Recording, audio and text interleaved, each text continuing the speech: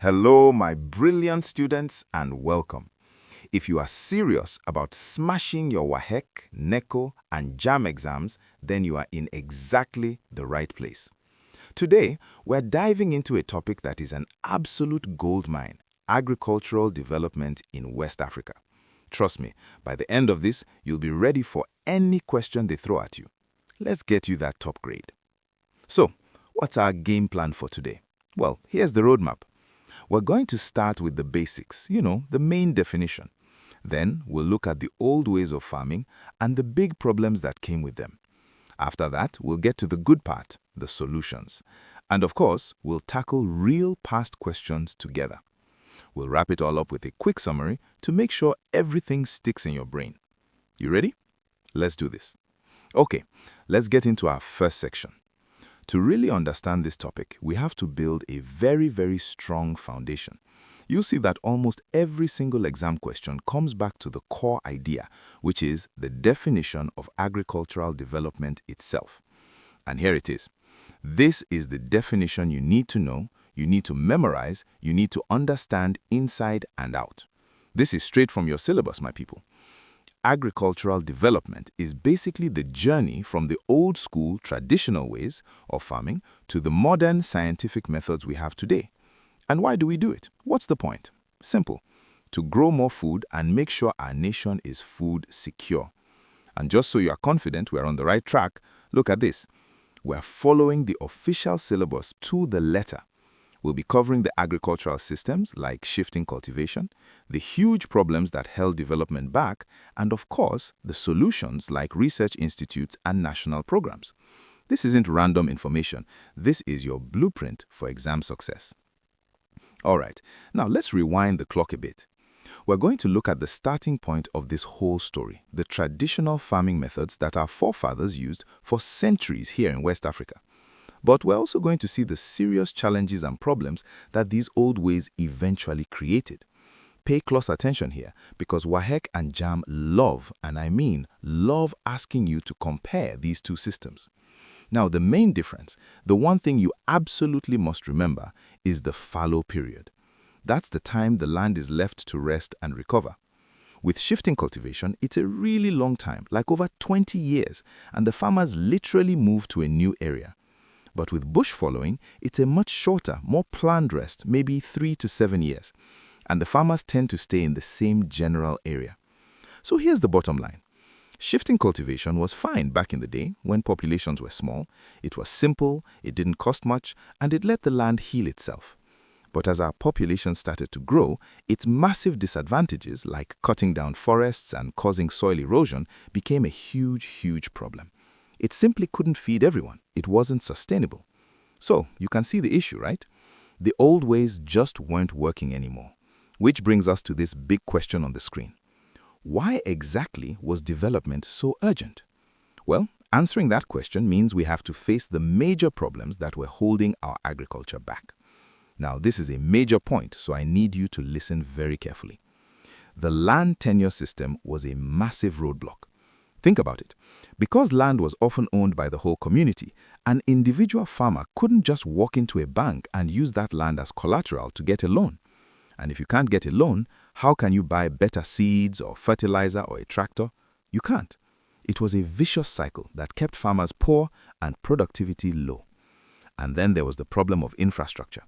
Just imagine, you work hard, you grow a fantastic harvest of yams or tomatoes, but the road to the market is terrible. So your truck gets stuck, or you have no proper storage, no cold rooms, no electricity. What happens? All that beautiful food just rots. It is absolutely heartbreaking. A huge percentage of food grown was lost before it even got to the people who needed it. A massive, massive problem. Okay, so we've seen the problems: bad land tenure systems, poor infrastructure. So what was the solution? How did we fight back? Well, this brings us to the heroes of our agricultural story, the scientific institutes and the big national programs that were designed to tackle these problems head-on. This table is pure exam gold. Now, don't try to memorize everything. You'll drive yourself crazy. Just notice the pattern. Each institute was set up to solve a specific problem for a specific crop. Be ready to name at least 3 in your exam. For example, it's easy to remember NRCRI in Omudike focuses on root crops like our beloved yam and cassava, or CRIN in Ibadan, which focuses on cash crops like cocoa and kola. Smart, right? In this timeline, it tells a fantastic story of how the government tried to solve the food problem over the years. You can literally see the strategy changing. It started with getting everyone to farm with Operation Feed the Nation in 1976. Then in the 80s, the focus shifted to science with the Green Revolution and its high-yielding seeds. It's a clear evolution of ideas. Okay, you've listened, you've learned the theory. Now for the most important part, it's time to apply that knowledge. This is where the rubber meets the road.